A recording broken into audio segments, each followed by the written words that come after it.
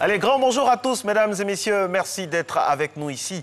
Et maintenant, pour ce dernier jet de la matinale pour cette semaine, Alix, on aurait voulu commencer avec beaucoup de joie, créer une intro lumineuse. Mais avec ce qui se passe au Burkina Faso, ce matin, on est un peu tristouné. On aimerait adresser vraiment toutes nos sympathies, toutes nos énergies au peuple burkinabé qui, vous le savez, souffre des affres de la violence. Nous allons vous dédier cette émission, au nom de la rédaction, vous dédier cette émission afin que vous ayez un tant soit peu de joie avec toute cette violence vraiment qui inhale le Burkina Faso. Mesdames et messieurs, bienvenue. Qu'est-ce qu'on aura pour tenter de faire sourire nos frères du Faso et du monde entier? Exactement. Aujourd'hui, on aura beaucoup de choses encore à vous partager. C'est vendredi, c'est décalé, c'est digeste. On va vous faire sourire assurément, bien sûr, avec le fitness qui nous donne beaucoup d'énergie déjà à l'entame de cette émission. Quelques informations, l'éphéméride, pourquoi pas, pour se remémorer quelques souvenirs d'avant. Et la banane, pour avoir toujours la banane et le jaune, il faut manger de la banane braisée, le Blicitébile. Ce sera dans la partie du petit-déj. Mais c'est pas tout, on aura encore. Oui, on aura encore un jeune ivoirien talentueux qui est le premier Africain à mettre en place un logiciel de gestion de l'hôtellerie, du tourisme, de tout ce qui est bar, restaurant, hôtel. Et c'est un Ivoirien, instant 225, instant vraiment Côte d'Ivoire, instant Orange Blanc Vert, pays donc de l'inventivité à côté de l'hospitalité que nous aurons. Et puis sans oublier le JT Slamé. Alix, vous n'étiez pas encore là. Et je sais que vous avez suivi le JT Slamé. Vous avez pu suivre le JT Slamé. C'est bien, quoi. Avec KPJ, c'est ça. On m'a dit que vous êtes très forte en slam. On m'a donné le son. On a testé la saison dernière avec nos amis du Tchad et tout ça. On va encore prendre des cours pour se perfectionner. Il y a le slam muet. Voilà. C'est pas plus mal. Pourquoi pas? Allez, ça vous arrive souvent d'avoir des maux de tête? Ah oui, des migraines, j'en ai même eu hier. J'étais obligée de prendre une aspirine et puis bon, voilà. Et quand on se lève du lit comme ça, au sursaut, pour venir à matin bonheur, des fois, c'est fréquent les maux de tête. Si vous avez des maux de tête, mesdames et messieurs, sachez que maintenant, on a une astuce à vous proposer. Drastique, regardez, drastique. Regardez, l'image du jour. Donc, et ça, nous sommes en 1895 et voici le traitement des maux de tête. Comme pour dire, il a sorti un mot bien de chez nous. On règle le problème avec un pombo, une marmite. Je vois quelques pieds là, ça, on dirait un trépied en même temps. Voilà, et avec, on tape sur le... Enfin, pour parler comme des Ivoiriens, on tape sur le pombo et puis le mal disparaît, quoi. Là, on est en 1895. C'est pas sûr que celui qui était couché là, en train de se faire soigner, soit vraiment soigné. Je pense qu'après, ça a été l'inhumation. On aimerait avoir les images après de ce monsieur-là qui est couché. En tout cas, franchement, on est très heureux d'être en votre compagnie. On espère que vous allez sourire tout au long de ce rendez-vous. Tout de suite, on passe par le sourire des muscles du corps avec le fitness. C'est parti.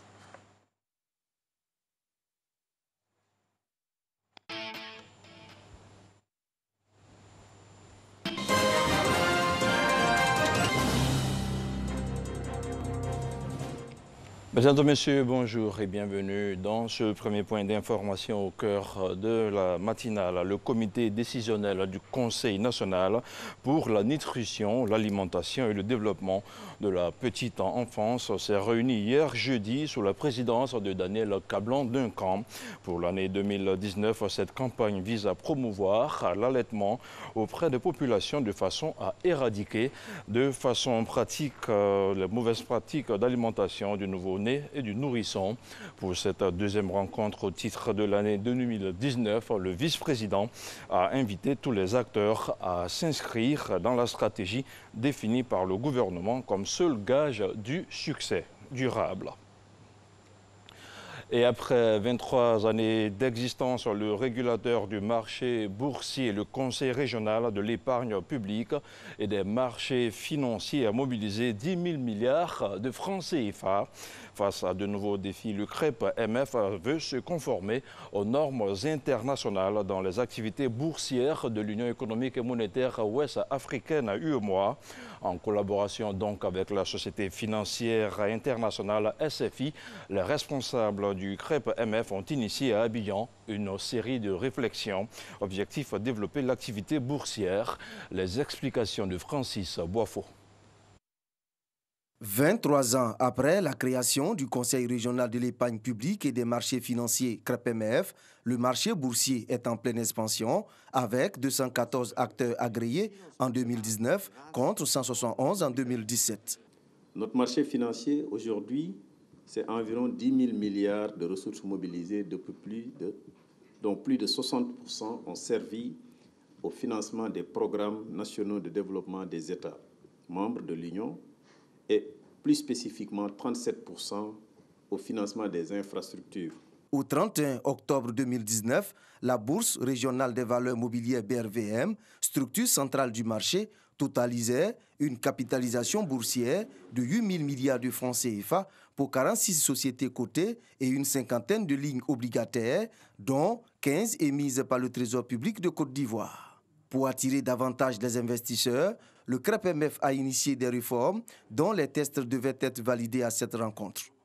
Dans un contexte de demande de mobilisation de fonds de plus en plus croissante, formés par les États pour les besoins de financement de leurs programmes nationaux de développement, il apparaît nécessaire et urgent que notre plateforme de levée de ressources se modernise en termes de simplification des processus et des délais, tout en rendant le marché plus attractif et plus sécurisé pour les investisseurs. Pour se conformer aux normes internationales en matière de régulation du marché boursier, le CREP-MF bénéficie de l'appui de la Société financière internationale du groupe de la Banque mondiale. Les deux structures ont signé un protocole d'accord pour l'organisation d'une conférence sur le marché financier régional en février 2020 à Abidjan.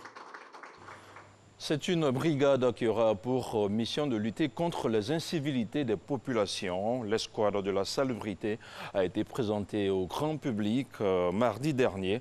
La cérémonie a été présidée par Anne-Désirée Ouloto. On en sait davantage avec Grace Kando.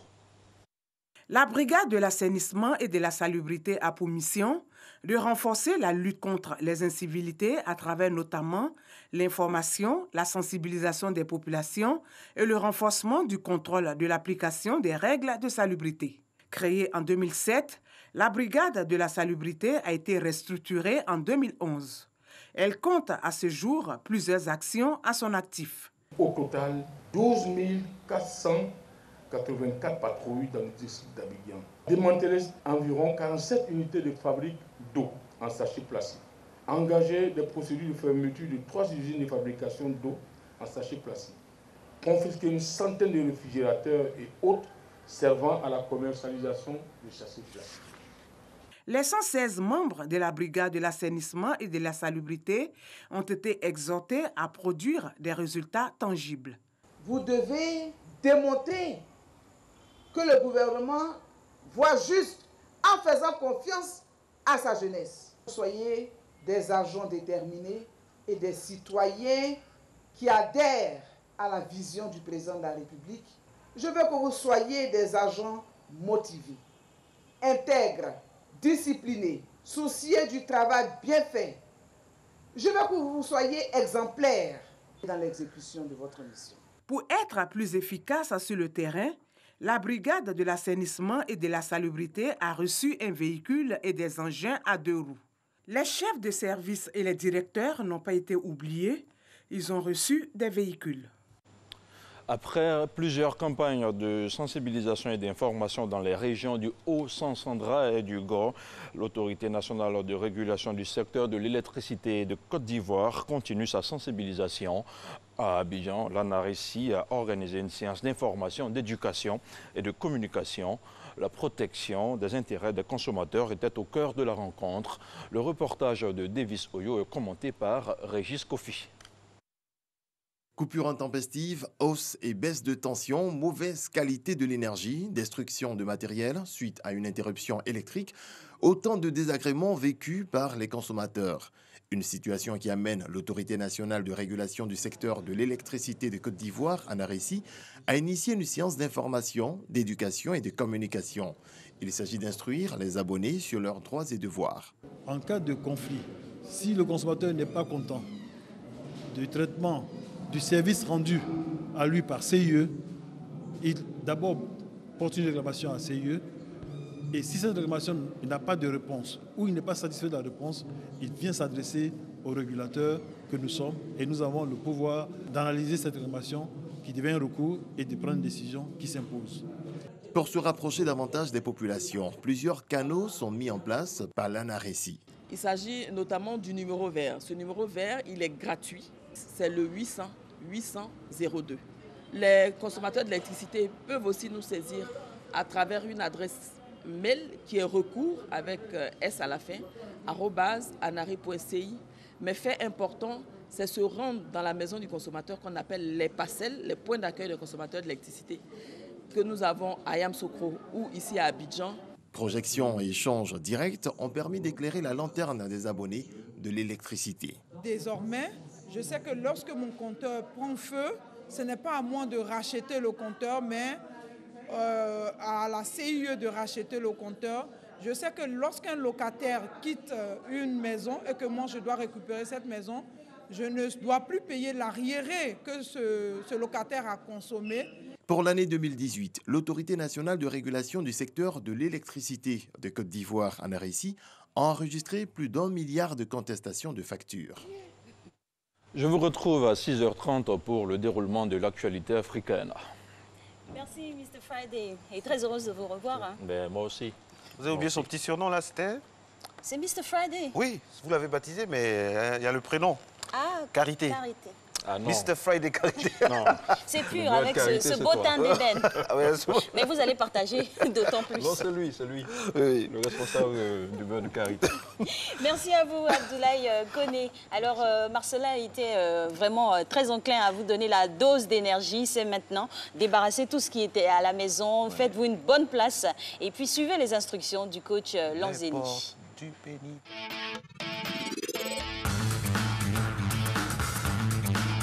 1, 2, 3, 4, 5. Messieurs, dames, bonjour. Nous parlerons aujourd'hui d'un phénomène très important au niveau du sport. Certaines personnes pensent que c'est une perte de temps. Pourquoi on ne commence pas tout de suite?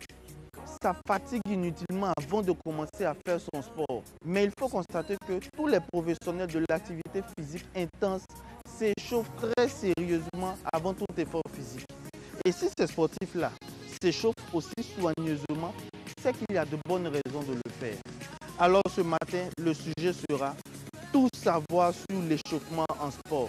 Et c'est maintenant. Pourquoi s'échauffer?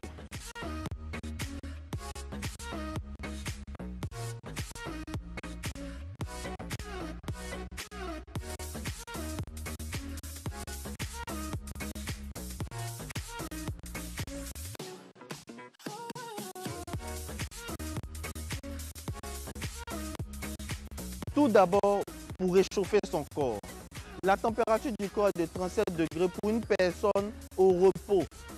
Le but est de la faire monter jusqu'à 39 degrés. Un individu échauffé apprendra mieux qu'un autre non échauffé. Il a une meilleure faculté de concentration. Il réalise de meilleures performances. Il diminue et la fatigue et les blessures. Ensuite, se préparer techniquement, donc être plus efficace. L'échauffement est le moment privilégié pour améliorer la gestuelle, corriger des défauts techniques ou, si vous voulez, parfaire l'exécution d'un mouvement précis. Développer la coordination motrice qui en fait est la capacité d'effectuer des gestes précis dans l'espace, mais aussi la mise en jeu simultanée et coordonnée de plusieurs muscles.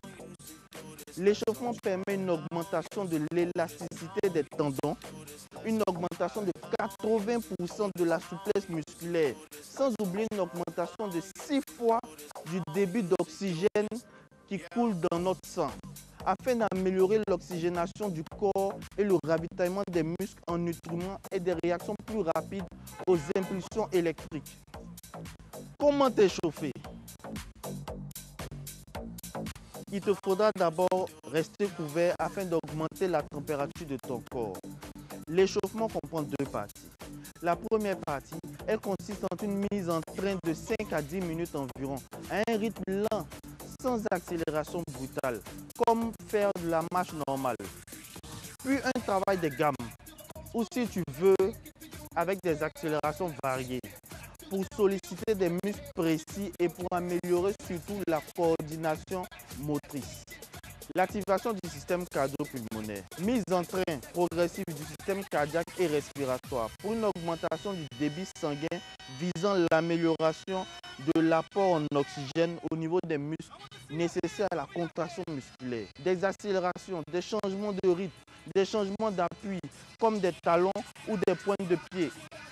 Une mobilisation des différentes articulations, nuque, épaules, coudes, poignets, hanches, genoux, chevilles, comme faire des marches rapides. Petit clin d'œil à ces personnes qui marchent en pensant faire du sport. Vous ne faites qu'un long échauffement, ce qui à la longue va épuiser votre corps. La deuxième partie, la partie spécifique. Cette partie dépend de l'activité physique et sportive. Il s'agit souvent d'un exercice qui permet de continuer l'échauffement dans le sport concerné. Nous avons les renforcements musculaires, assurant une bonne tonicité pendant l'activité. Les déplacements sont souvent l'élément le plus important dans cet exercice pour continuer à toujours bouger et échauffer son corps. Comme une course au niveau du sport et en musculation, exécuter le mouvement avec des charges légères. Combien de temps s'échauffer? Un bon échauffement doit durer entre 15 et 30 minutes. La partie générale et la partie spécifique, chacune entre 10 et 15 minutes. Il dure plus longtemps si on se situe en début de journée. Le réveil musculaire est beaucoup plus long. S'il fait froid, si tu sors d'une période de convalescence, je veux dire que si tu as eu une maladie ou si tu t'es blessé et que c'est maintenant que tu veux reprendre ton sport. Comment sais-tu que tu t'es bien échauffé? Tu as chaud, tu sens que ton rythme cardiaque s'accélère, tu commences à transpirer et surtout, après ta séance, tu récupères beaucoup plus vite. Maintenant que vous savez tout sur l'échauffement, donnez-lui sa place de choix dans votre entraînement. À la semaine prochaine pour plus d'informations sur le sport. Alex, il était didactique. Là. Comme ça, ah oui, il nous a, alors, il y a la pédagogie, il nous a expliqué. C'est vrai, et ça fait plaisir, hein, parce que le sport, c'est pas seulement bouger, mais c'est toute une explication, toute une pédagogie. Alors aujourd'hui, mesdames et messieurs, nous sommes le 8 novembre. Alors le 8 novembre, ça nous dit beaucoup de choses. Il y a 30 ans, le mur de Berlin a été cassé. C'était un symbole de la guerre froide qui tombait ainsi, donnant de l'espoir à des millions de personnes dans le monde. Aujourd'hui, c'est le 312e jour de l'année. Alix, ça passe vite. Il va falloir penser déjà aux idées de cadeaux pour les enfants et pour toute la famille. Il ne nous reste plus que 53 jours avant la fin de l'année. Et vous ne croyez pas si bien dit, on a profité de ces vacances-là pour s'acquitter de cette tâche-là. C'est pas plus mal. Eh oui, en même temps, mieux, comme on le dit. J'espère qu'ils ne regardent pas. Vous avez caché ça? Vous avez bien caché ça? Ah, je vous assure que ça n'a pas été facile. Quand à l'aéroport, il faut tout déclarer. Ils ont vu. Cachez ça pour les enfants parce que ce sont des fouineurs. Ici, ils ont vu maman dire ça à la télé. Ouh là là là, ils vont prendre l'air à Colombo et puis vraiment enquêter maintenant pour savoir où se trouve. Déjà qu'ils savent. Donc, pour vous aussi, prenez les devants. Nous sommes en début de mois, on peut le faire. Et puis, se libérer pour le mois de décembre pour passer de bons moments avec la famille. Le nom du jour? Le nom du jour, c'est Godefroy. Godefroy et coucou, Godefroy Kambawa de l'information. On a les Godefroy, on a des variantes. Godefroy, Godefroy, Godefroid, Goz. Bon, là, je pense que c'est du côté de l'Allemagne. L'Allemagne, justement, vous en parliez, qui a à cette date emblématique là, de la chute du mur de Berlin, avec cette magnifique célébration, avec plusieurs couleurs, comme ça, pour marquer le brassage sur une belle rue emblématique. C'est magnifique du côté de Berlin actuellement. Et puis aujourd'hui, on a une pensée pour l'ancienne présidente du Libéria, la maman, la femme vraiment maternelle, douce, mais très active, Ellen Johnson Sirleaf. On a souvenance donc de son élection, mesdames et messieurs. C'était donc 8 novembre 2005, hein, c'est cela. Hein? Exactement. Ellen Johnson Sirleaf, on l'aperçoit toujours dans des tenues africaines. Oui. Elle donne l'exemple. Pourtant, elle a fait la majeure partie de sa vie aux États-Unis. Grande dame là-bas également. Grande intellectuelle, icône incontestée donc du Libéria qui se réveille, qui s'éveille. Et à la suite, maintenant, on a George Opongoya qui continue ainsi le renouveau du Libéria. Parlant d'un président et un autre président lui succède, celui-là, c'est du côté du pays de l'oncle Sam. Un 8 novembre 2016 a été élu Monsieur Donald Trump, grand financier, grand businessman de son État et qui a accédé à la magistrature suprême des États-Unis. On s'en souvient encore, cette annonce-là, voilà, avec tous ces rebondissements.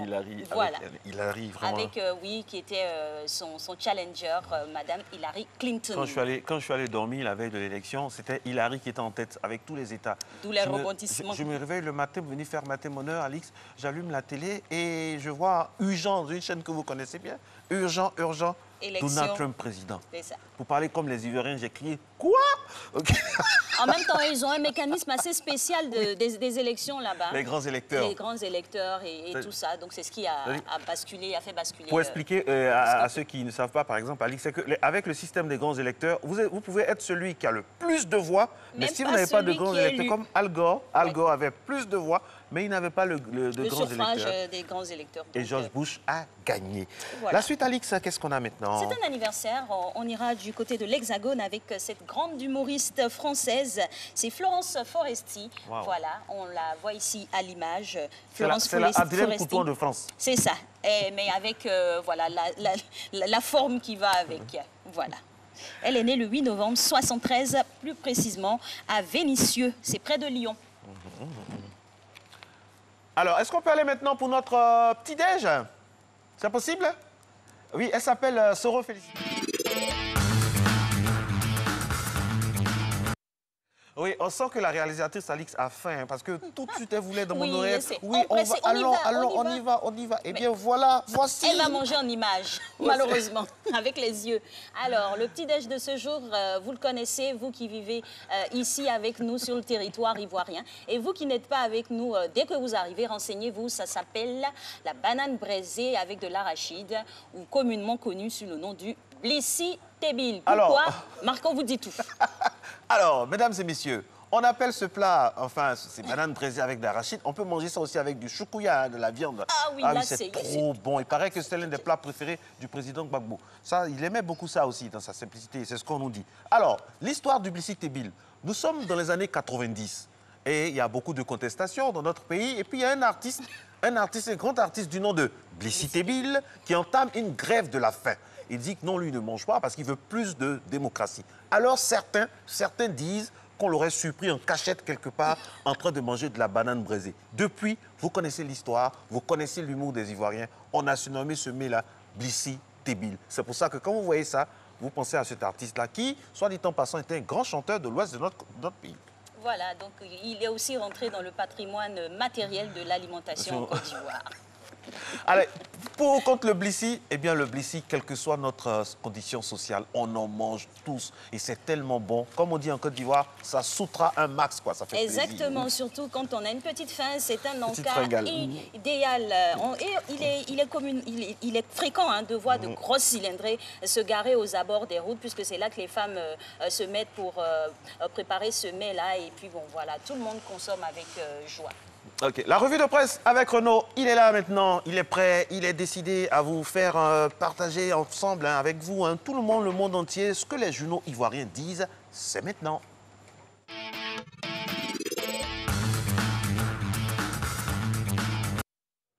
Bonjour Renaud. Bonjour Alix, bonjour Marco. Bonjour. Alors, on va quitter le pays en compagnie de votre revue de presse parce que le président de la République se rend à Niamey aujourd'hui même. Oui, c'est ce que nous dit Fraternité Matin. Alassane Ouattara va participer au sommet extraordinaire de la CEDEAO, au cours duquel les chefs d'État et de gouvernement de la sous-région vont réfléchir aux réponses à apporter à la crise qui secoue en ce moment la Guinée-Bissau.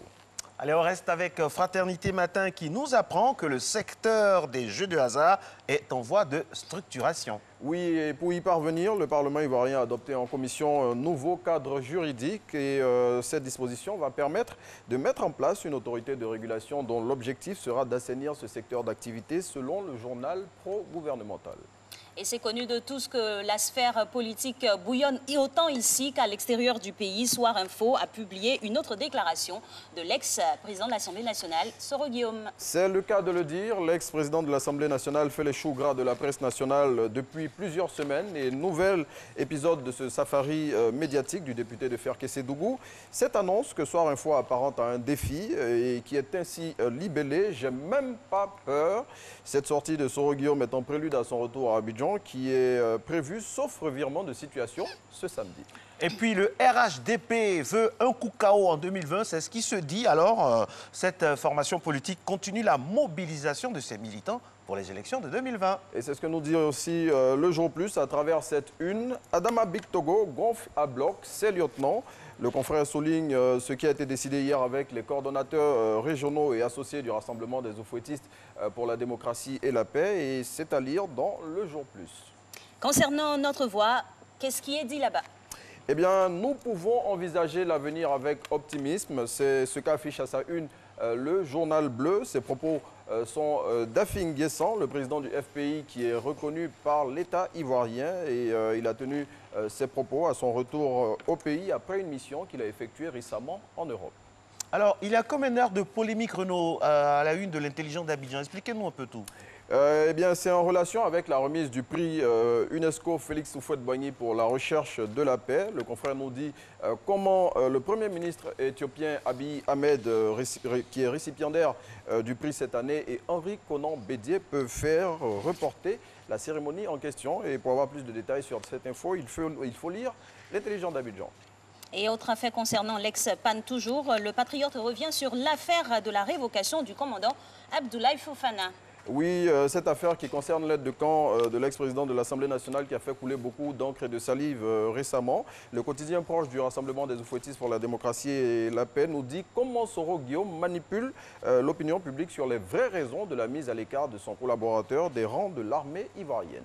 Alors, parlons d'armée, on va rester un peu dans cette spirale. Est-ce que vous savez comment et quand surtout a pris fin officiellement la Première Guerre mondiale? Ben, je vous ramène la question, Marco et Alice. 18? Quand a pris fin la Première Guerre mondiale? En 18? 45. Bon. 1918?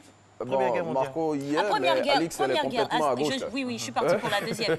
La deuxième, oui. C'était la Deuxième Guerre mondiale. Eh bien, Marco, il faut savoir que c'est ce que nous dit l'histoire, hein, que la Première Guerre mondiale a pris fin officiellement en 1918. Mais il faut savoir que la Première Guerre mondiale a pris fin officiellement, sinon, normalement et véritablement, le 3 octobre 2010. Donc, il y a 9 ans seulement. Ah bon? Parce que les traités n'étaient pas signés. Je m'attendais à ce « ah bon ». Oui. Qui est typiquement ivoirien. Parce qu'il n'y avait pas eu la signature officielle de l'arrêt. Bon, je vous dis les vraies raisons. Eh bien, il faut savoir que la Première Guerre mondiale a pris fin officiellement le 9 octobre 2010 parce que l'Allemagne a fini de payer à ce moment-là les réparations qu'elle devait honorer, réparations qui lui avaient été imposées par le traité de Versailles en 1919. Donc c'est après avoir fini de payer toutes ces réparations-là à tous les territoires qu'elle avait occupés pendant la Première Guerre mondiale que la Première Guerre mondiale a été déclarée officiellement terminée. Et c'était le 3 octobre 2010, donc il y a 9 ans seulement. C'est sûr qu'on va peut-être aussi tirer, concernant la Deuxième Guerre mondiale. Pardon? On va aussi tirer le même mécanisme pour la Deuxième Guerre mondiale. Elle est officiellement terminée. Voilà, pour pas qu'on se retrouve dans une guerre mondiale béante sans le savoir. Alix, parce qu'on espérait, parce que là, en ce moment, on espérait aussi pour 2018 que c'était fini. Mais on vient de nous dire que c'est en 2010. Donc pour 1945, là, on s'imagine peut-être en 3020. C'est pour ça que la guerre, mesdames et messieurs, c'est pas bon. C'est pas bien. Parce que vous voyez, une guerre qui est finie officiellement en 2018, qui a des implications encore ici en 2010. Vous savez, c'est pour ça que la guerre, c'était pas bon. Heureusement que de plus en plus les Ivoiriens, les Africains comprennent ça, qu'il ne faut pas faire le lit de la guerre, il faut passer à autre chose. La guerre, c'est démodé maintenant. Eh oui, donc peace and love forever. Yeah, peace and love. Avant de vous quitter, Marco et Alice, je voudrais lancer un appel à tous les téléspectateurs, appel qu'on ne cesse de lancer. Il faut acheter les journaux ivoiriens, il faut soutenir la presse. Merci et bon week-end. Vous avez vu un peu le blouson d'Alix? Oui, j'ai fait attention. En style Johnny, quoi. Lequel de Johnny? La Fleur ou Hallyday? Non, moi c'est La Fleur, elle c'est Hallyday. On a fait en Johnny aujourd'hui. Moi j'ai fait en Johnny La Fleur, elle a fait en Johnny Hallyday. C'est sûr que ça va faire sourire à Laetitia. Les portes du pays. Laetitia qui est déjà passée à autre chose. Hein. Ah oui, soit dit en passant. C'est une star. Hein. C'est bon, on peut y aller? Merci beaucoup. Merci Renaud. Bon week-end. Bon week-end aussi à vous. On se voit lundi avec beaucoup de plaisir. On parlait des stars. Johnny ici en Côte d'Ivoire, paix à son âme et paix à leurs âmes même, disons. Johnny Hallyday du côté de la France. Des stars en viennent encore sur cette émission avec notre rubrique Star au petit-déj. Ne dit-on pas que la chose la plus noble, c'est servir l'humanité? Cet homme-là, il a vraiment la main sur le cœur. Star au petit-déj avec quelqu'un que la Côte d'Ivoire apprend à connaître et à aimer, c'est Monsieur Assane Hayek. Mais avant, on vous donne la couleur du temps.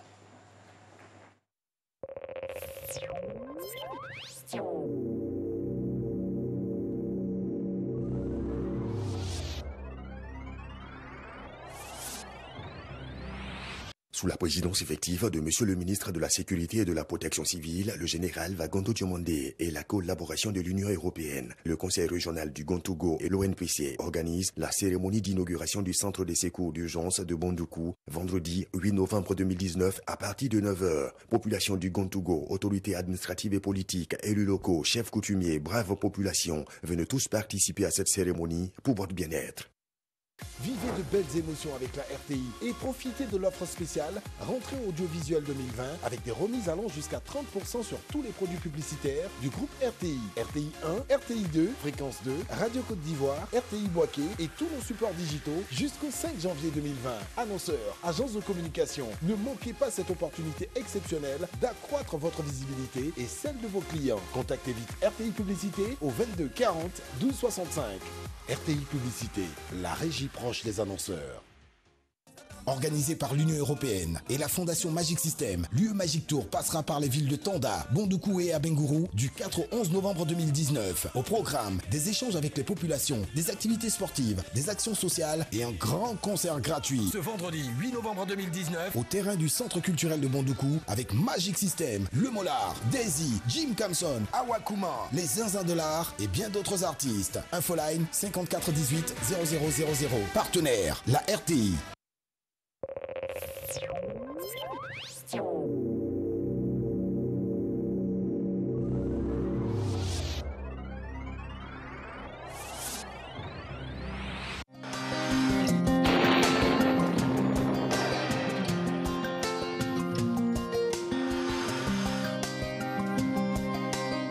MTN, everywhere you go.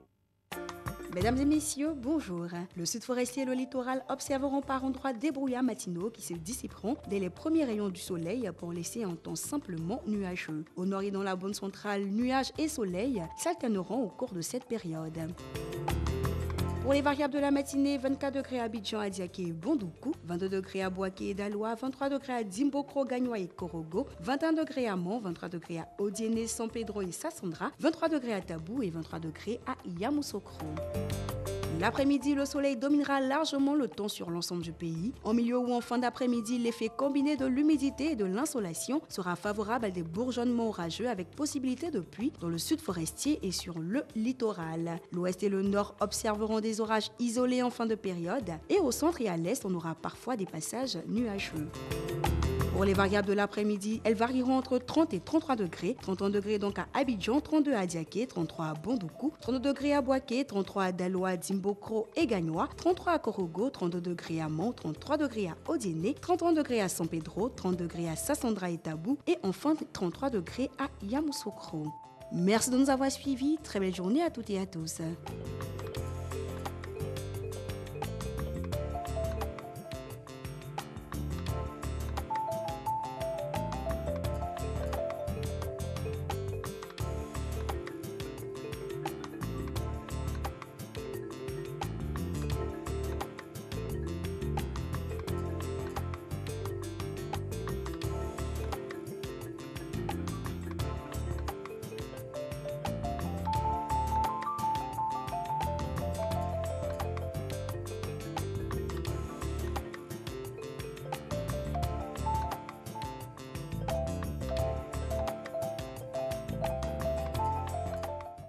MTN, everywhere you go.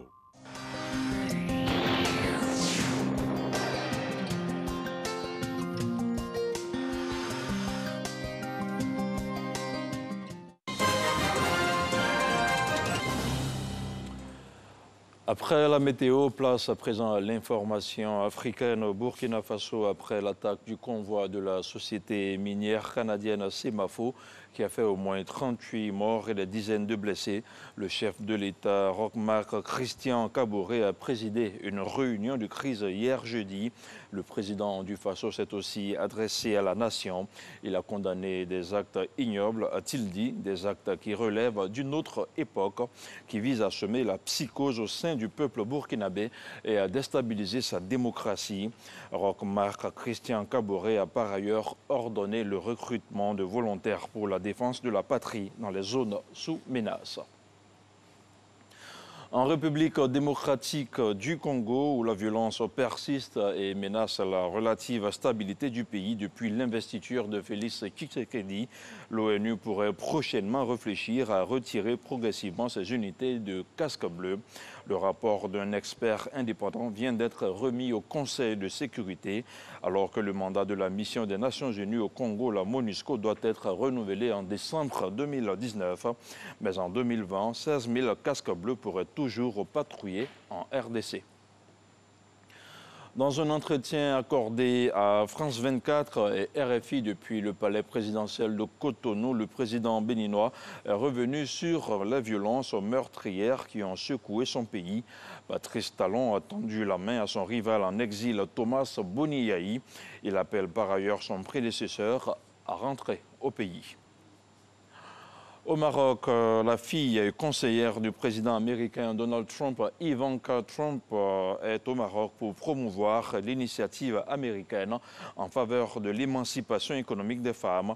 Elle a rencontré des bénéficiaires du programme d'aide Millennium Challenge Corporation dans un champ d'oliviers dans la ville de Sidi Kassem. La veille, quelques heures après son arrivée au Maroc, Ivanka Trump avait été accueillie par Lala Meriem, la sœur du roi, pour un entretien en tête-à-tête à Rabat. Je vous invite à présent à la découverte du centre d'interprétation du delta du Saloum au Sénégal, un centre qui a pour but de promouvoir les îles du Saloum dans les différentes composantes du patrimoine culturel et touristique de la localité. Regardez. Au cœur de Toubacouta, dans le delta du Saloum, se dresse majestueusement le centre d'interprétation. À l'intérieur, c'est l'artiste BTF Baïtiam Fer, de son vrai nom Ibrahima Thiam, qui étale son ingéniosité à travers ses œuvres. Tout ça, c'est du recyclage. Cette pirogue, je l'ai fabriquée avec des bougies mobilettes et des tôles noires pour représenter un pêcheur en activité. Cet oiseau et ces carapides, je les ai réalisés avec du fer noir.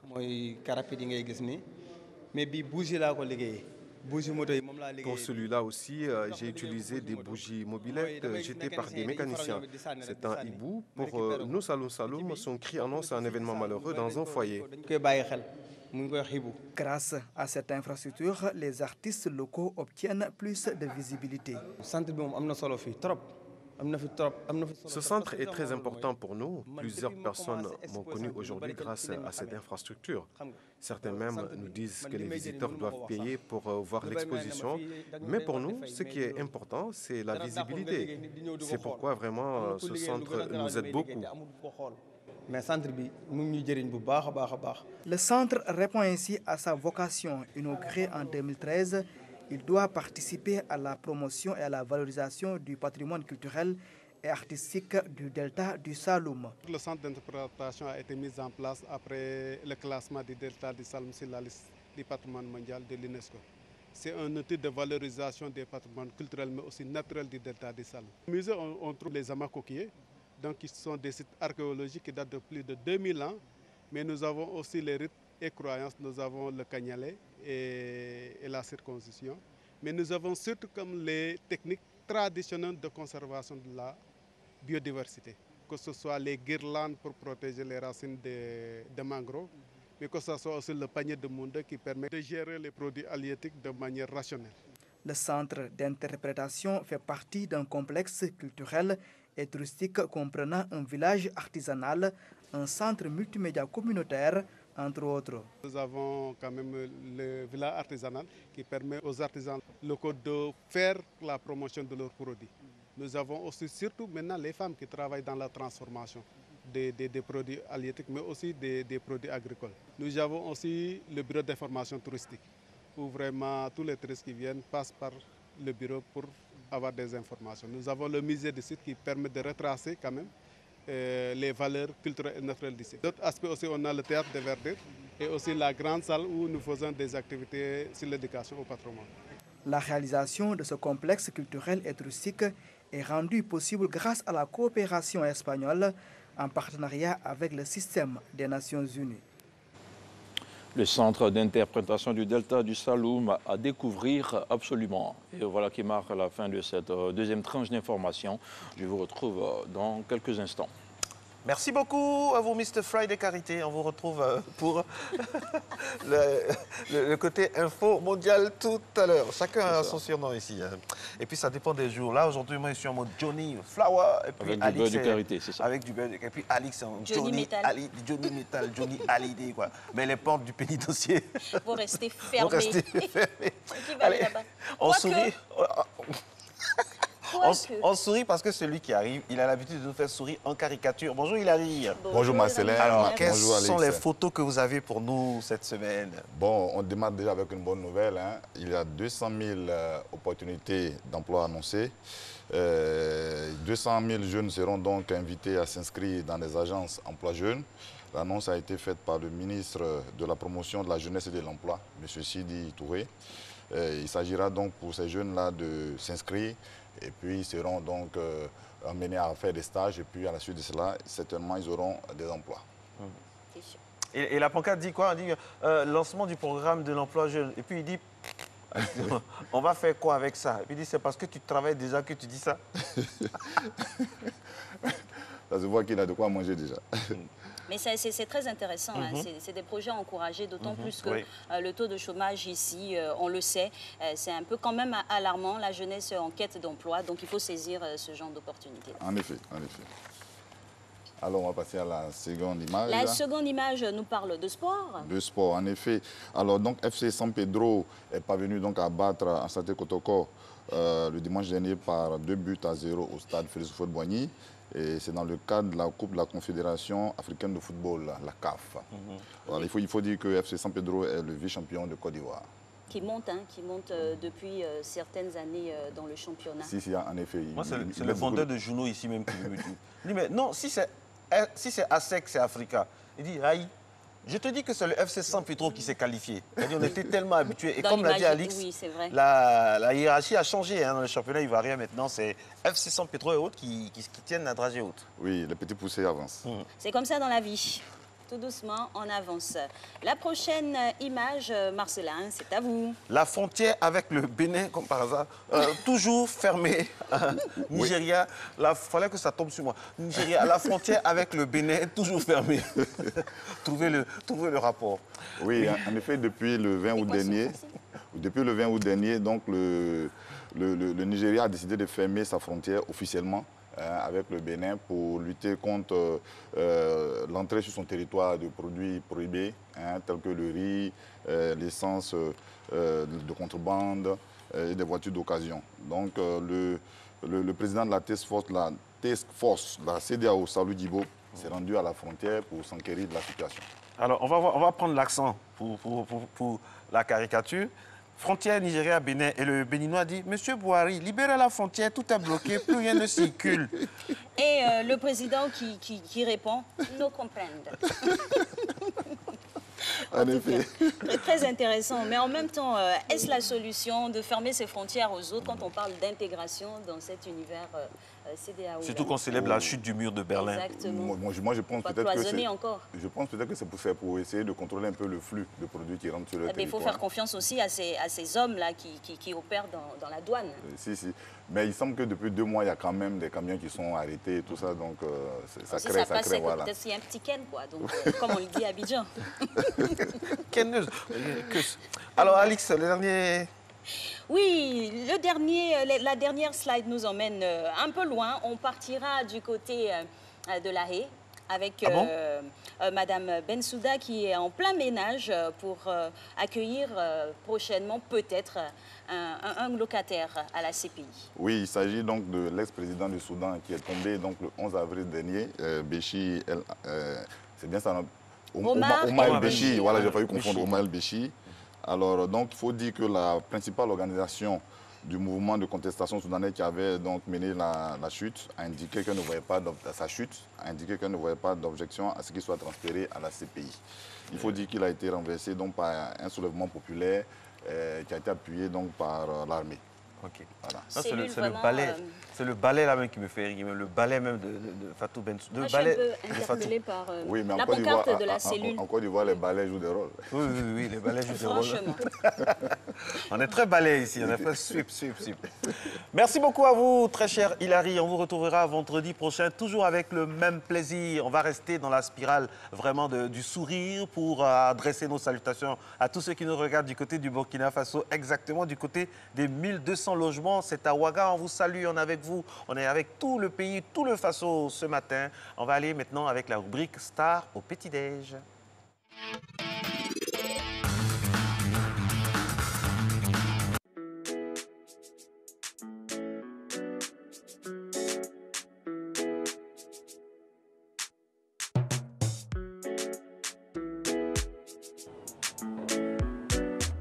Bonjour, c'est HH, Aya Kassan. On est dans l'émission Star Petit-Déj. Donc, je suis venu faire une surprise à Angie. On va prendre le petit-déj ensemble. Mention spéciale à l'équipe de Matin Bonheur. Je salue le frère Marcelin et Alix.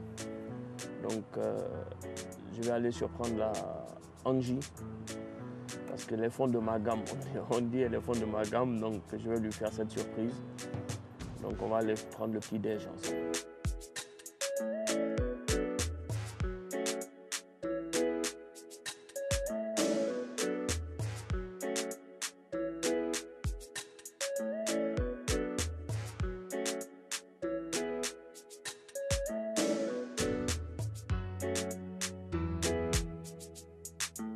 Donc là, je suis chez moi.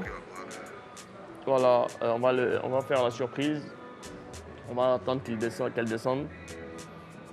Et puis, ça va bien se passer normalement. On va surprendre Angie. D'ailleurs, que je ne connais pas, mais elle va me connaître aujourd'hui. Donc, on est ensemble, à tout à l'heure.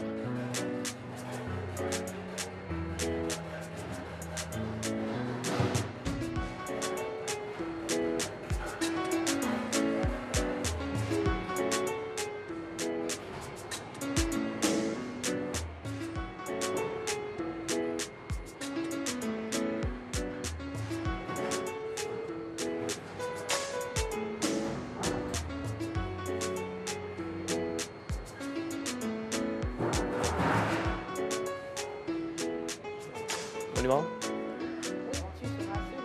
C'est où? En blanc? D'accord.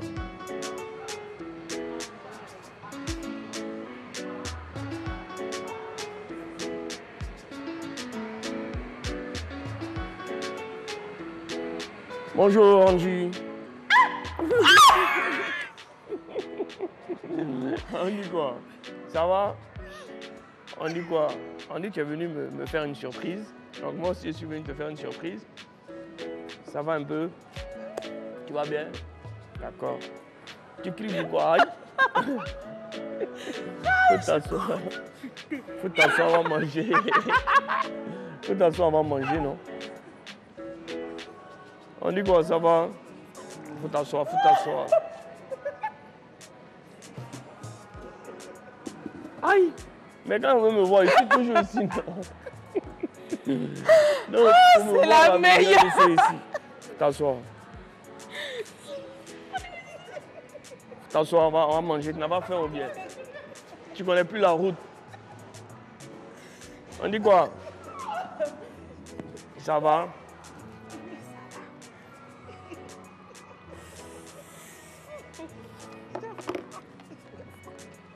C'est comment? Tout va bien? Oui, tout va bien.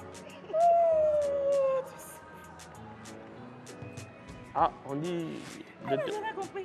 On m'a réveillé, on dit... j'allais faire maquillage, tout ça là. Non? En tout cas, c'est bien réussi. Yeah, ça va un peu. Oui, ça va. Tout le temps, il parlait d'Ayek, Ayek, Ayek. Bon, c'est comme ça que j'ai voulu lui rendre cet hommage-là. Essayer de chercher un peu où Ayek se trouve. J'ai trouvé Ayek. Je suis sûre qu'elle a réalisé son rêve. C'était son rêve le plus ardent.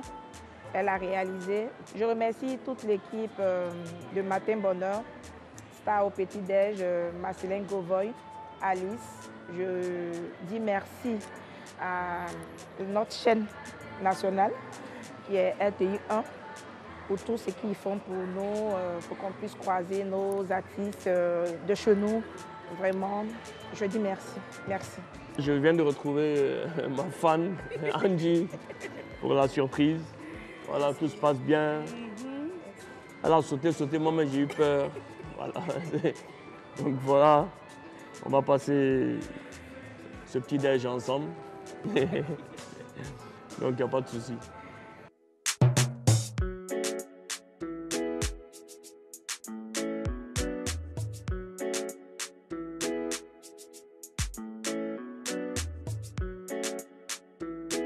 Ça a été une très belle surprise pour moi parce que je ne m'y attendais vraiment pas. Voilà, ma soeur m'a fait ce coup-là ce matin que je l'accompagne quelque part, on arrive. Me voici en face de Monsieur Ayek. Au fait, depuis longtemps, je le suivais sur les réseaux sociaux, par rapport à tout, je suis un peu de près tout ce qu'il fait. Et vraiment, je tenais à le rencontrer pour lui dire merci en face parce que franchement, c'est pas évident. Si vraiment certaines personnes pouvaient vraiment faire comme lui, parce qu'il est vraiment un exemple à suivre. Si tout le monde pouvait regarder en arrière, on ne veut pas dire forcément qu'on veut avoir des millions, mais des milliards pour aider. Mais avec le peu, franchement, il aide tout le monde et ça, je tenais à lui dire merci pour ça. Vous allez nous laisser un peu, on va manger maintenant. Avec grand plaisir. Ah oui, il ne nous invite pas en plus. On vous laisse poursuivre votre petit-déj, mais peut-être qu'après cette émission, on se retrouvera du côté de la Riviera à Palmeraie. N'est-ce pas, Marcelin? N'est-ce m'a triché. Allez, lui, il est là maintenant. Quand on est avec lui, on parle de slam parce que lui, les mots comme sont dans sa bouche, comme la nourriture en slamant. Il s'appelle Capégique. C'est mon aspégique. Il est tonique, il est magique. La preuve, regardez-le maintenant. Agir. Super.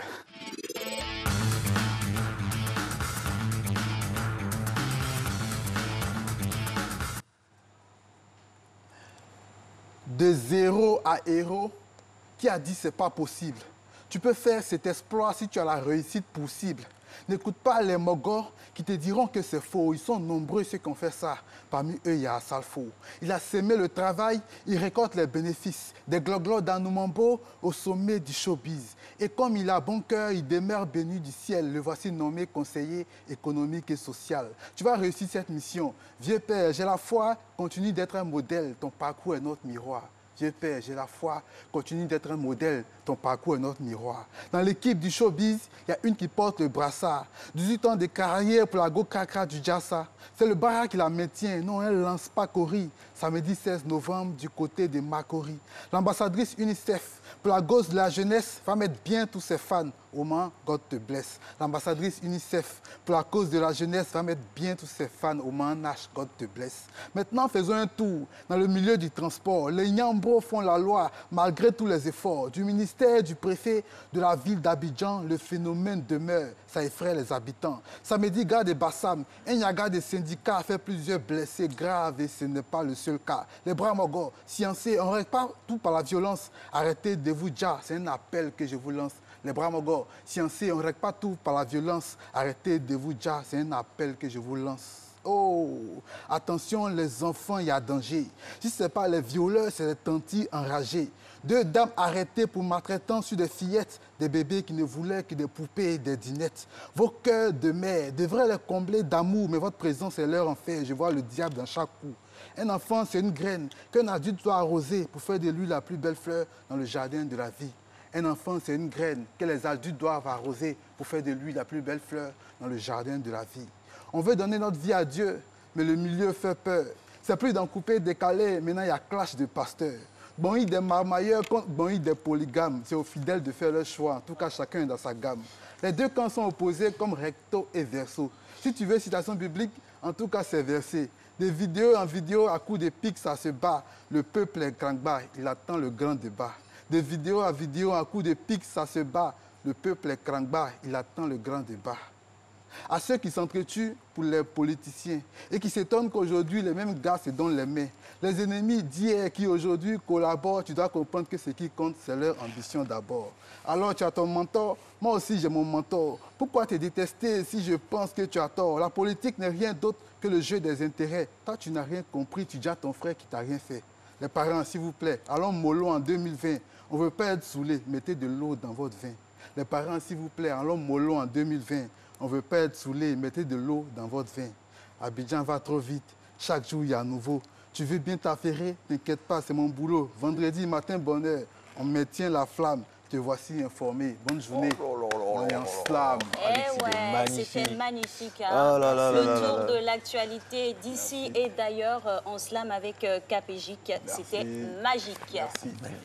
Magnifique, magique, Capégique, l'homme qu'on appelle Capégique. Ça fait plaisir d'avoir tous ces mots-là. Et puis c'est bien de prendre ça comme ça, hein, à la rigolade. C'est mieux, ça passe mieux comme ça, hein, ça passe facilement comme ça. Sinon, il y a un beau message pas sûr qu'on soit là hein, le lendemain. Exactement, un beau message de conscientisation pour emmener à la mesure, à la paix et aussi à l'honnêteté, pourquoi pas. Plus de marmailleur, plus de marmailleur. Ce mot-là me fait tellement rire. C'est quoi un marmailleur? Ah bon, voilà, hein. Chacun invente. En tout cas, sur la scène, les protagonistes vont bon train dans ce domaine-là. La Marmagne. Non, mais c'est pas la République de la Marmagne, c'est bien. Merci Capégique. Merci Capégique. On se voit vendredi prochain.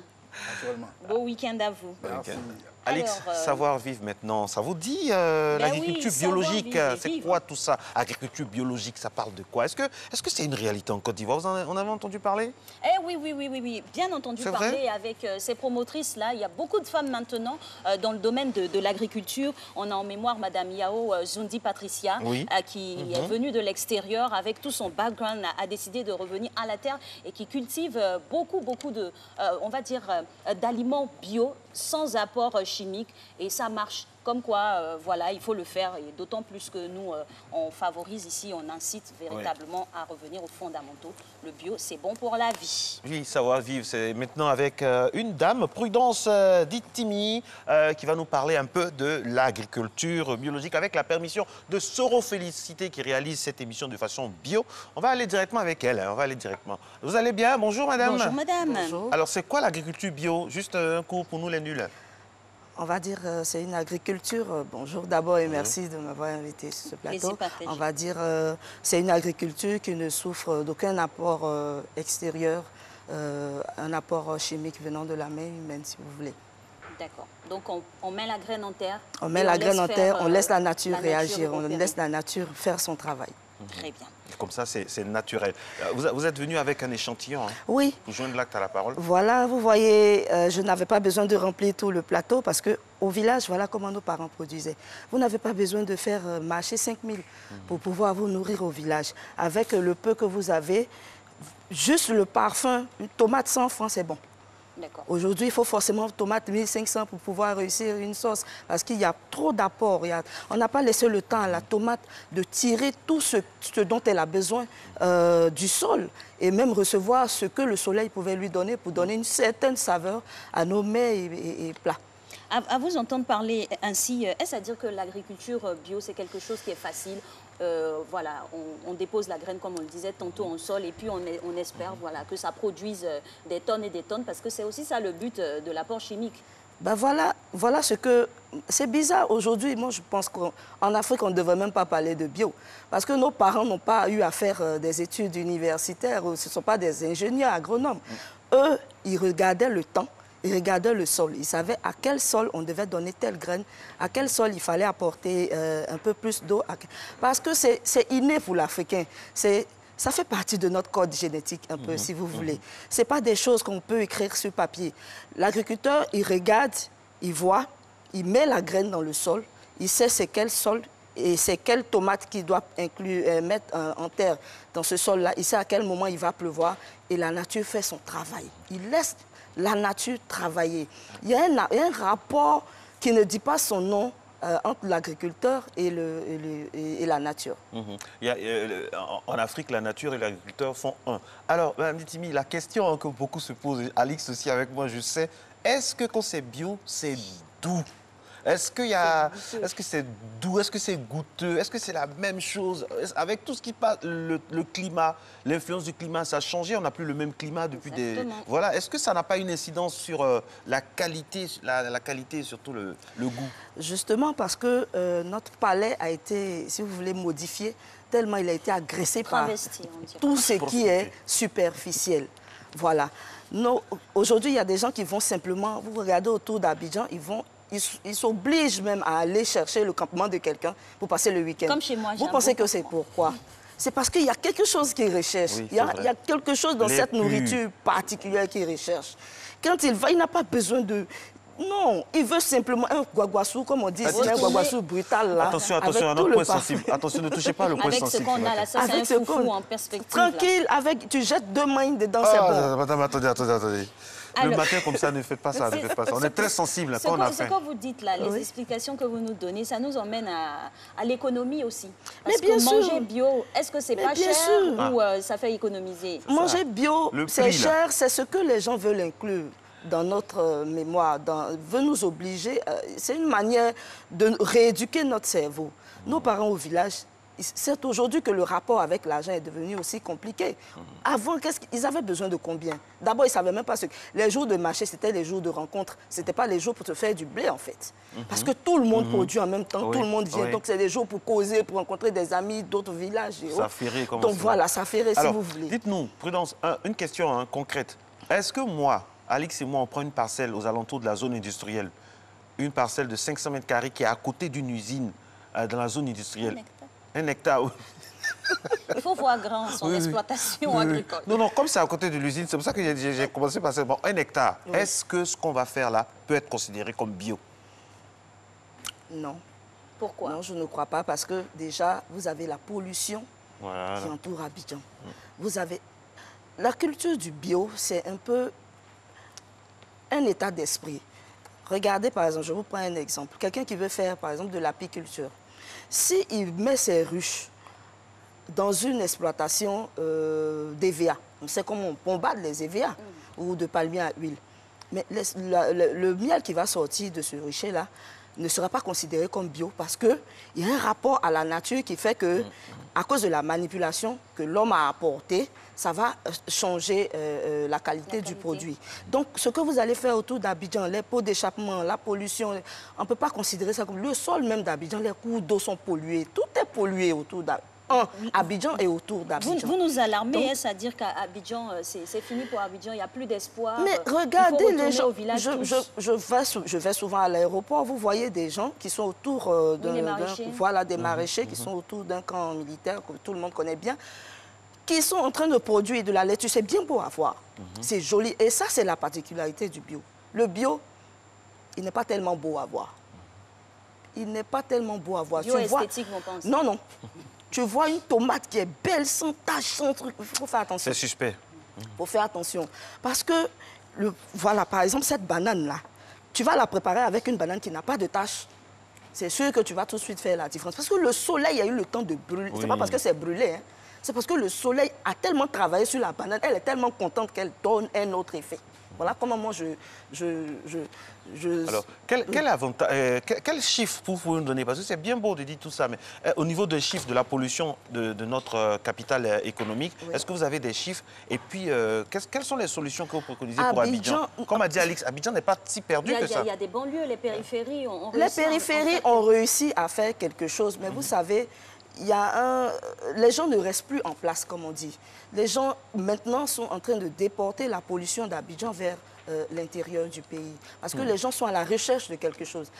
Jacquesville qui vient d'ouvrir. Avant, tout le monde partait à Bassam les week-ends. Maintenant, l'embouteillage se crée dans le sens Abidjan-Jacquesville. Tu veux sortir, aller juste à Dabou, tu vas prendre 2 heures, ce qui nous prenait 30 minutes avant. Donc, sur le parcours, le trajet déjà, vous imaginez l'impact de la pollution. On va tourner autour de 78% entre Abidjan et ses périphéries. Et c'est grave. C'est grave parce que l'agriculture que nous pratiquons ici, à Abidjan et autour, c'est une agriculture qui doit donner la sonnette d'alarme. On aurait voulu encore en dire davantage sur ce sujet très important, d'autant plus que le succès de notre pays repose encore sur l'agriculture. Bio, pourquoi pas. Voilà, bio, mais on est obligé de mettre un terme à ces échanges-là. Peut-être les poursuivrons la semaine prochaine. On passe pour le flash de Mr. Friday. C'est son dernier flash et juste après, ce sera la thématique culture aujourd'hui. Merci.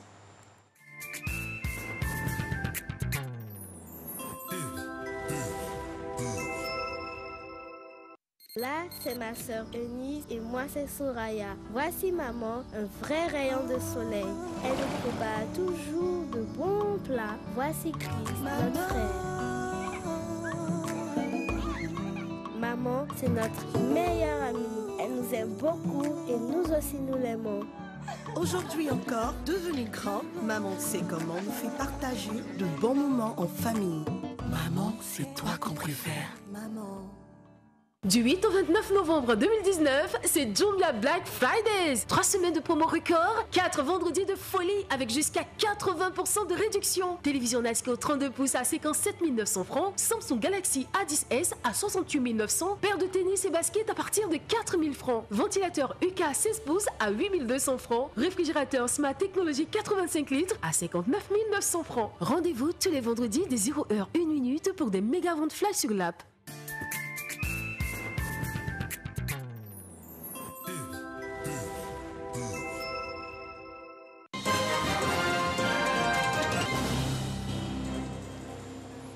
Troisième et dernier point d'information sur Matin Bonheur. La compagnie aérienne allemande Lufthansa fait face depuis jeudi à une grève du personnel de cabine, une levée de boucliers qui a contraint la compagnie à annuler au total 1300 vols sur 2 jours.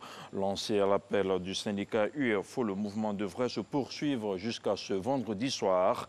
La direction de Lufthansa s'est dite prête à entamer une médiation. Elle a annoncé en parallèle un plan de restructuration touchant sa filiale Austrian Airlines.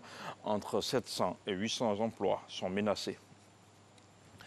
Le Premier ministre britannique conservateur Boris Johnson a lancé la campagne des législatives devant ses partisans à Birmingham, un fief travailliste.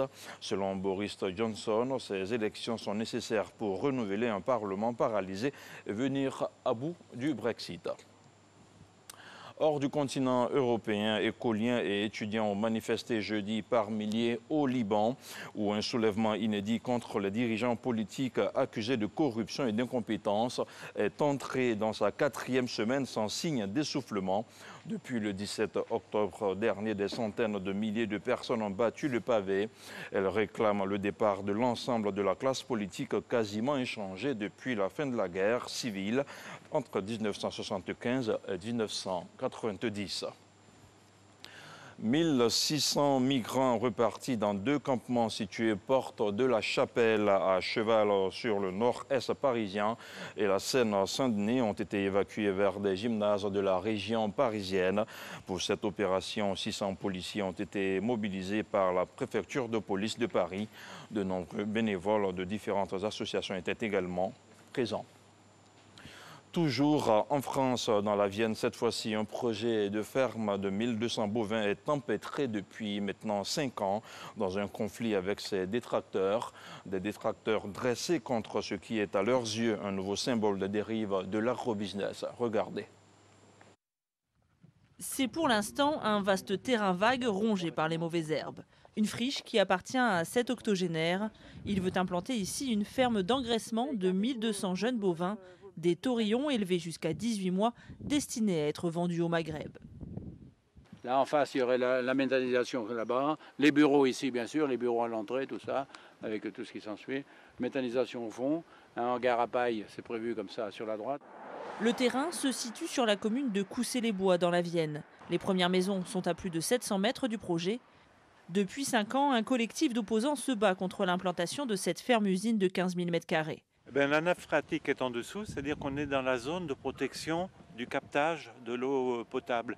Elle est à entre 3 et 5 mètres en dessous d'une couche d'argile qui protège la nappe. Il ne faut pas percer cette couche d'argile. Ce qui serait le cas Ce qui serait le cas si on met 300 poteaux pour soutenir les hangars. Les opposants craignent aussi que les eaux d'écoulement souillées par les animaux finissent dans ce plan d'eau en risquant d'infiltrer la nappe. Ils sont d'autant plus échaudés que la ferme est voisine de cet ancien site d'enfouissement de déchets où plusieurs millions de tonnes ont été déposées jusqu'en 2013, générant une pollution en nitrate. Le promoteur se défend, il promet un site propre qui produira de l'énergie grâce à une unité de méthanisation du lisier et des panneaux photovoltaïques. Pour lui, seul l'élevage à grande échelle peut permettre aux agriculteurs de s'en sortir financièrement aujourd'hui. Il faut avoir une certaine importance, c'est tout, on ne peut pas faire autrement. C'est plus possible. Hein. Quand vous avez une bête à envoyer ou 2 bêtes à envoyer de chez vous, ça va vous coûter au point de vue transport 50 ou 70 euros, 50 euros mettons par bête. Hein. Quand vous en envoyez 20 ou 30, de toute façon, ce sera 5 euros. C'est tout, de toute façon, toute une question de ça, hein. Tout est une question maintenant de rentabilité. Les taurillons passeront entre 8 et 12 mois enfermés dans des box d'engraissement nourris essentiellement par des granulés de céréales produits par l'entreprise du promoteur. Le côté bien-être animal, évidemment que nous, on ne peut pas souscrire à ça dans la mesure où, au jour d'aujourd'hui, on pense que les citoyens demandent de plus en plus une production de qualité, locale évidemment, mais aussi, dans la mesure du possible, de plein air. C'est quelqu'un qui a de l'argent, qui veut encore en gagner plus, et il veut chercher tous les moyens pour en gagner plus. Hein? Mais on n'est pas obligé de l'écouter pour manger ses produits. Méfiants, les opposants surveillent quotidiennement le site pour s'assurer que les travaux ne débutent pas avant la décision de la Cour d'appel de Bordeaux. Elle doit bientôt se prononcer pour autoriser ou non l'exploitation. Elle ne chantera plus pour la France, mais la France l'a saluée pour la dernière fois. Les obsèques de Marie Laforêt ont eu lieu hier jeudi dans le 1er arrondissement de Paris. La comédienne et chanteuse surnommée la fille aux yeux d'or est décédée le 2 novembre en Suisse à l'âge de 80 ans. Et voilà, c'est tout pour ce point d'information sur l'actualité internationale. Marcelin, Alix. Merci, bon week-end à vous, Mr. Friday. Bon week-end. Merci. À vous également. Allez, on poursuit cette émission, mesdames et messieurs, pour sa dernière ligne droite. Matin Bonheur reçoit un Ivoirien digne qui mérite qu'on le connaisse. Il fait partie des inventeurs, de ceux qui cherchent, spécialistes du digital. Tenez-vous bien, il a inventé un logiciel qui permet de gérer, d'aider dans la gestion de l'hôtellerie, le tourisme, les restaurants, les boîtes de nuit. Et c'est la raison pour laquelle on l'a invité. Avec lui, nous allons parler, bien sûr, du digital dans l'hôtellerie, l'importance de ce système-là. Qu'est-ce que ça apporte à l'hôtellerie et au tourisme? C'est juste après ceci.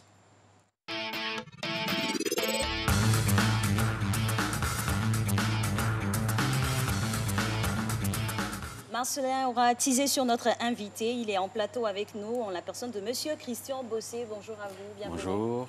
Alors, on connaît votre identité, mais parlez-nous maintenant de votre parcours. Alors, merci de m'avoir invité sur le plateau. Je suis ivoirien d'origine, donc j'ai fait quand même mes classes de 6e jusqu'à la terminale en Côte d'Ivoire. Et c'est après le bac scientifique que je rejoins la France. Et là-bas, j'ai fait une licence maths informatique. Et tout de suite après, j'ai été embauché par un opérateur de télécom sur place, donc, pour ne pas citer son nom. Et par la suite, pendant que je suis en poste, au fait, il faut encore parfaire mes compétences techniques. J'ai fait un diplôme d'analyse programmeur donc, au Conservatoire de Paris. Alors, créer une start-up dans le digital et arriver à ce à quoi vous êtes arrivé maintenant, c'est parti de quoi? L'idée, c'était de pouvoir, déjà dans un premier temps, après 13 ans d'expérience chez mon employeur, de pouvoir donner un nouveau souffle à ma carrière. Et quand j'arrivais dans les hôtels en Côte d'Ivoire, j'observais des choses, je voyais des besoins, j'ai dit non, il y a quelque chose à faire. J'ai les compétences techniques, j'ai l'expérience, et je vois qu'il y a des besoins spécifiques dans la technologie, dans le digital. J'ai dit bon, ça y est, il faut que j'apporte une contribution à ce développement-là. Alors, quelles étaient les carences que vous avez remarquées et quelles solutions vous avez apportées? C'est très simple. Par exemple, vous arrivez dans un hôtel, Aujourd'hui, là, par exemple, une personne qui vous accueille, bon, elle va vous accueillir même au comptoir. Hein, au comptoir, on prend 6 heures de vol. On arrive dans un hôtel, il faut faire la queue d'abord pour pouvoir faire le check-in. Ah oui, c'est prise de tête. Hein. Voilà, prise de tête. Ah oui, on est fatigué, on vient d'arriver. Exactement. Avec une solution digitale, le client arrive tout de suite, de façon autonome, lui seul. Il peut faire son check-in. Il peut avoir son téléphone portable qui peut servir de clé pour accéder à sa chambre. Et même dans sa chambre, ça continuera. Il pourra même dans sa chambre, en fait, avec les outils digitaux qui seront installés, passer une commande, géolocaliser un système, localiser les boîtes tout autour, ou même des outils touristiques ou des sites touristiques qui sont aux alentours de son hôtel. Alors, on a près de 2500 réceptifs hôteliers dans notre pays, la Côte d'Ivoire. Quand vous faites l'inventaire, Alix a parlé des carences tout à l'heure. Quand vous faites l'inventaire, est-ce que nos réceptifs hôteliers sont prêts à ça? Parce que c'est le tourisme ivoirien qui ça dépend. C'est très, très important, là. C'est important parce que la plupart, enfin, c'est 2000, effectivement, plus de 2400, mais c'est 80% qui sont des hôtels indépendants. Et ceux-là, ils n'ont pas encore embarqué ce processus de digitalisation.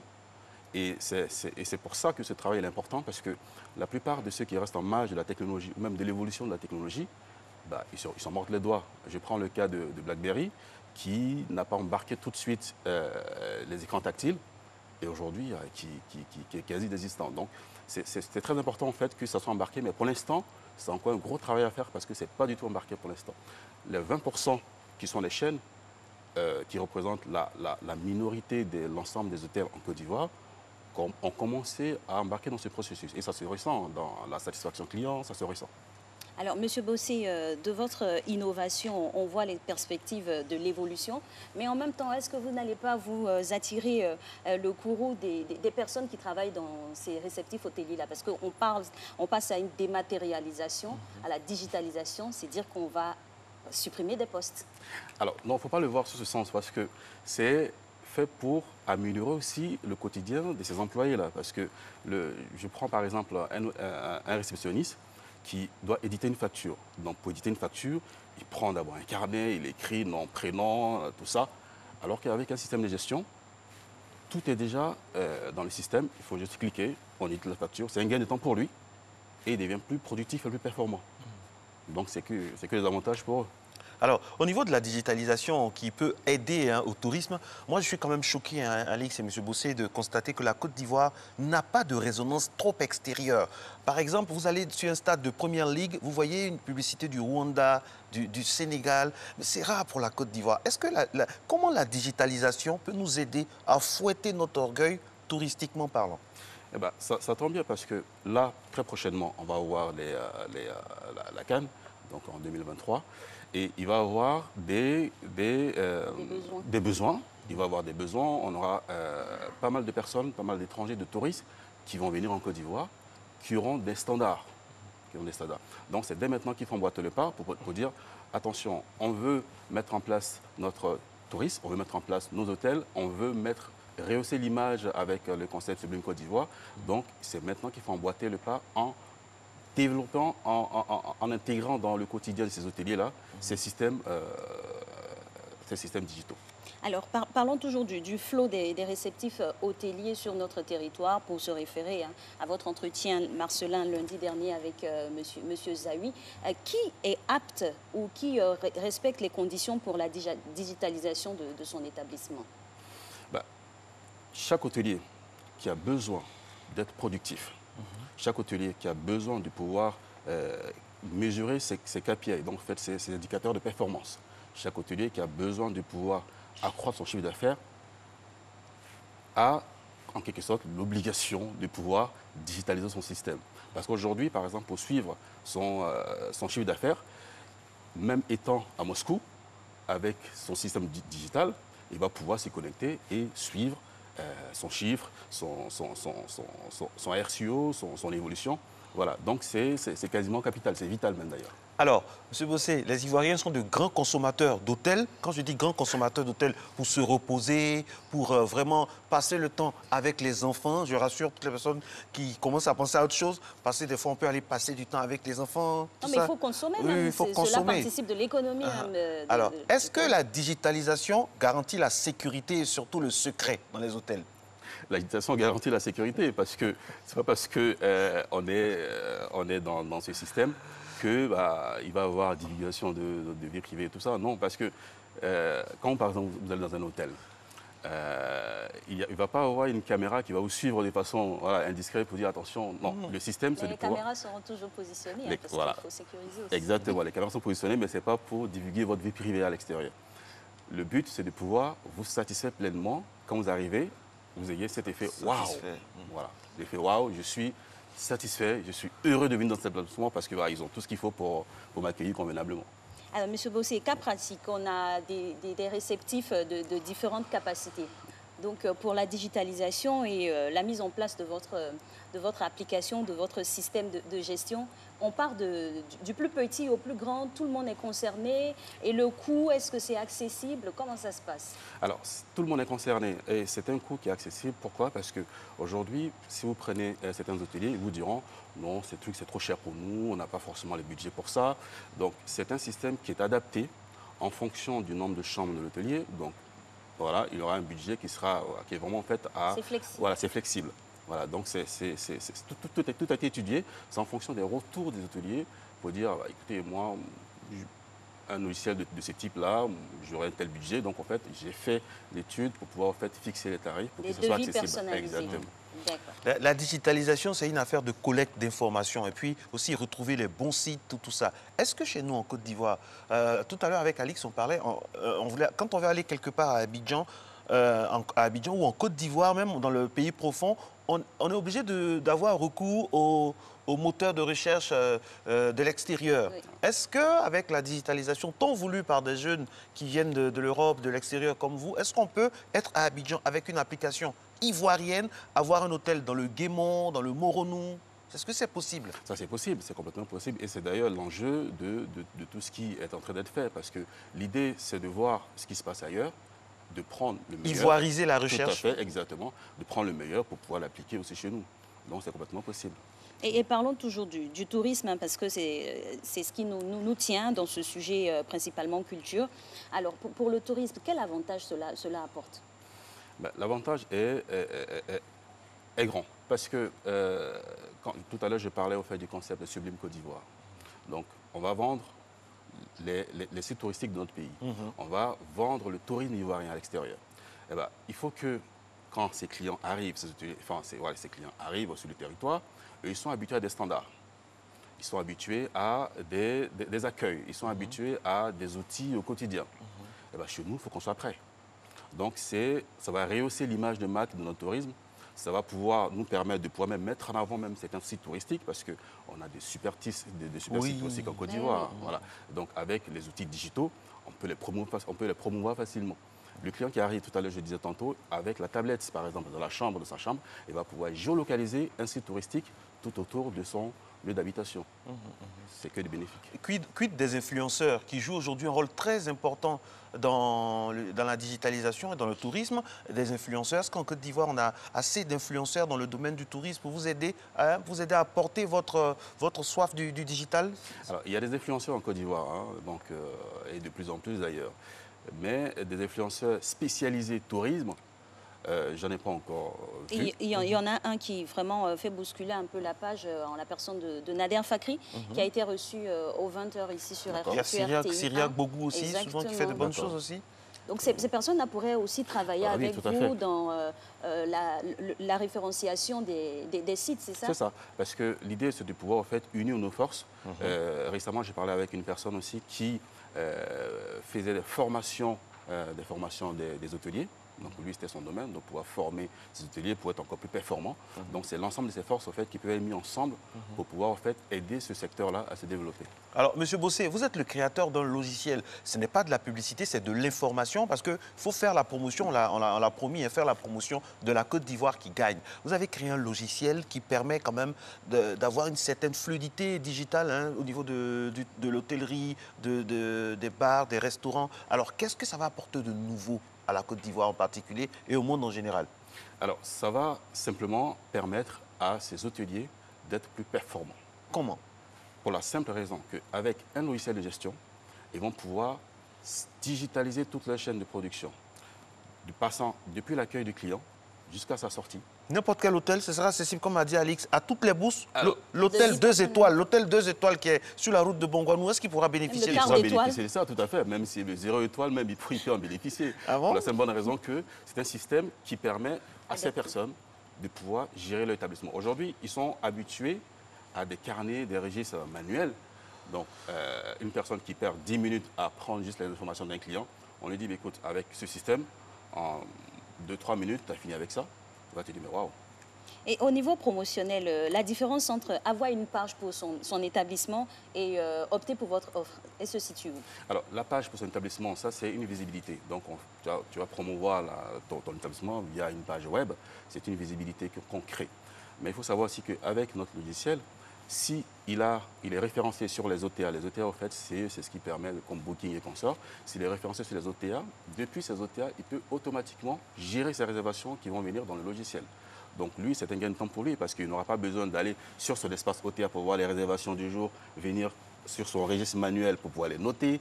Il peut avoir des doubles réservations sur une chambre simultanément. Donc avec ce système, il va pouvoir, en un clic, voir dans son planning du jour tout ce qui a été réservé. Alors, M. Bossé, exercice pratique, parce que nous on aime ça à Matin Bonheur. Vous découvrez un site magnifique qui est vierge de toute visite, tout ça, et vous voulez le promouvoir au niveau digital. Comment vous faites? Il faut passer l'information. En fait, il faut sensibiliser ces hôteliers-là. Il faut créer des ateliers qui permettra à ces hôteliers de pouvoir voir des cas concrets. C'est-à-dire, j'ai un système. Comment ça marche? Comment ça fonctionne? Je vous le présente, je vous mets en avant ces avantages, je vous présente ces avantages. Et voilà, donc ça passe aussi par des ateliers de démonstration. Concrètement, excusez-moi, on prend des photos. Oui. J'ai vu le lieu. Le lieu est beau, touristiquement ça attire. Je prends les photos, je fais la collecte d'informations. Après, qu'est-ce que je fais, le processus du digital? Alors, quand on collecte ces informations, il faut, après les avoir collectées, les faire voir. Comment les faire voir? On va pas, il faut les faire voir grâce à ces outils-là. Donc, ça peut être sur les réseaux, ça peut être sur des systèmes des forums. Voilà. Donc, en fait, c'est grâce à l'ensemble de ces outils qui sont à nos dispositions qu'on va pouvoir en fait, montrer tous ces éléments, toutes ces informations au plus grand public. Monsieur Bossé, on sait que l'univers du digital n'est pas un univers assez sécurisé en tant que tel, quand on se rappelle que même le fondateur de Facebook a été épinglé, soit dit en passant pour des affaires le concernant au niveau de l'insécurité. Quelle est la garantie de ce système-là? Parce que c'est des informations que les hôteliers vous passent. C'est un univers hautement concurrentiel. C'est ça. Alors, on a fait le choix de pouvoir travailler non en cloud, donc en cloud qui sont des informations hébergées sur un serveur distant. Nous, on a fait le choix de travailler en local. En local, c'est le client, l'hôtelier, qui lui-même héberge ces informations sur son serveur, sur son ordinateur. C'est un système qui est différent du cloud, qui est hébergé à l'extérieur et donc qui est accessible par des tiers. Donc nous, on a fait le choix, effectivement, pour éviter certains problèmes, mais d'ailleurs pour les réduire, parce qu'il n'y a jamais zéro problème en informatique, pour les réduire, de pouvoir travailler en local. Donc l'ensemble des informations des clients sont accessibles seulement en local. Ok. Monsieur Bossé, on a trouvé le lieu, on sait qu'il est beau, on va y aller. Dès qu'on a trouvé le lieu, dès que vous avez fait le travail pour attirer, lorsqu'on est là, quand commence le processus de digitalisation?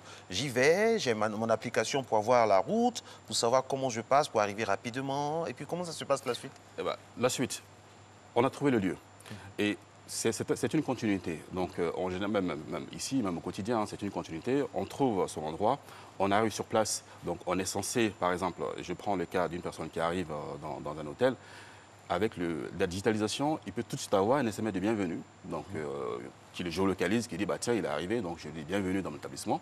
Donc, ça, c'est grâce aux procédures digitaux. Est-ce qu'Alix, il ne va pas avoir peur pour dire « Ah, on m'a suivi ?» Comment ils ont su que j'étais là? Comment ils ont su que j'étais là? On m'a suivi? Est-ce que les meufs sont préparées à ça? Non, parce que là, je prends... Il y a un exemple. Vous partez, par exemple, à certains centres commerciaux à l'extérieur, vous passez près d'une boutique, près d'un magasin, et tout de suite, le magasin vous envoie des flash pop. C'est ça. Voilà, pour vous dire, il y a des promos ici aujourd'hui, il y a des soldes de moins 60%, moins 80%. Voilà, tout ça, c'est... Et sans que vous ayez donné votre numéro. Exactement. Hein. Et ça se fait. Tout à fait. Alors, parlons toujours de digitalisation. Il faut bien un équipement. C'est quoi l'équipement pour rentrer dans vos cordes? Alors, qui dit digital dit ordinateur. Voilà, donc aujourd'hui, je pense que l'ordinateur commence à être un peu accessible à tout le monde. Donc, juste avec l'achat d'un ordinateur au sein de son établissement, on accède facilement, on travaille avec votre logiciel sans problème. Voilà. Seulement ça? Alors, c'est la base. D'accord. Mais c'est la base parce qu'après, pour pouvoir encore parfaire son usage, il faut aussi un accès Internet qui permettra de pouvoir avoir une visibilité extérieure. Mais déjà, avec un ordinateur, c'est déjà une bonne base. Alors, M. Bossé, comment les autorités ivoiriennes accueillent vraiment votre expertise? Est-ce qu'elles se disent « Ah, c'est une fierté, il a décidé de partir de son pays parce qu'il aurait pu rester donc, où vous avez bénéficié vraiment de beaucoup de biens, tout ça, mais vous avez voulu mettre cette expertise au service de votre pays. Comment on vous accueille ici? Relativement aux gens qui viennent d'Europe, tout ça, qui veulent... Est-ce qu'on vous a... Vous avez un accueil digital. Retour de l'enfant prodigue. Oui. Alors, il y a un très bon accueil. J'ai eu de très bons contacts, donc ils sont assez ravis pour cette initiative, pour ce projet. Donc, effectivement, c'est très bien accueilli et lors du prochain séminaire, il y aura pas mal d'autorités pour nous accompagner dans ce processus. La Côte d'Ivoire est structurée hein, au sein de tous les démembrements. On a une structure chargée spécifiquement du tourisme. Est-ce qu'elle s'implique? Elle est au fait de ce que Tout à fait, elle s'implique. On a l'appui du directeur général de Côte d'Ivoire Tourisme, donc, qui est impliqué, du ministère du Tourisme et du ministre du Tourisme aussi qui est impliqué. Et donc voilà, donc tous ces organes sont mobilisés pour la réussite de cette transformation digitale. Merci beaucoup. Vous avez dit hein, réussite et transformation digitale parce qu'on ne consomme plus les hôtels en 2019 comme par le passé. Et ça fait plaisir d'avoir un Ivoirien qui est vraiment à la tête. Vous allez entendre parler de lui. Il s'appelle M. Bossé. N'oubliez pas hein, que ça va marcher, que c'est pas matin, bonheur, vous êtes passé. Merci Soit dit beaucoup. en passant. Et puis, il faut aller dans les hôtels le week-end en famille, passer du bon temps. On a de bons coins connus ou non connus. Alix m'a montré des images d'un endroit pour son île. Est-ce que vous savez qu'Alice Kokola a une île secrète? Non, ben, elle n'est pas secrète. C'est un patrimoine familial hérité par toute la famille de notre cher grand-père. On va voir les images après en exclusivité. Eh ben, pourquoi pas. C'est un lieu où on invitera tout le monde. On va digitaliser ça. C'est à Sokro et puis c'est aux encablures d'Alépé. Merci en tout cas de nous avoir suivis. Les programmes se poursuivent sur RTI1. Tout de suite, c'est Thierry Angel que vous retrouvez dans les rendez-vous. On se revoit lundi pour parler de travail. Ciao, ciao.